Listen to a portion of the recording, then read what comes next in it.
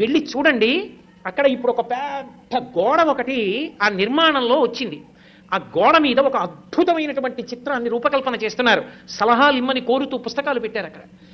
శ్రీశైల క్షేత్రంలో బయలుదేరి త్రిపురాంతకం వచ్చి, త్రిపురాంతకంలో బయలుదేరి మహానంది వచ్చి, మహానందిలో బయలుదేరి అహోబల క్షేత్రం వచ్చి, అహోబల క్షేత్రంలో బయలుదేరి తిరుమల వస్తాయి.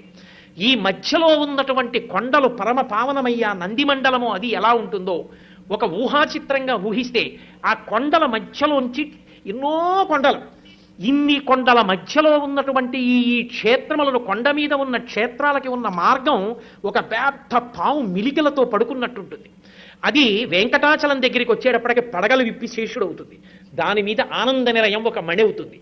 ఆ మణిలో పరమేశ్వరుడు వెంకటాచలపతి ఉంటారు. ఒక అద్భుతమైనటువంటి ఊహాచిత్రం. దాన్ని అక్కడ ఉంచారు. అది కొద్ది రోజుల్లో అక్కడ గోడ మీదకి ఎక్కబోతోంది. నాకనిపించింది,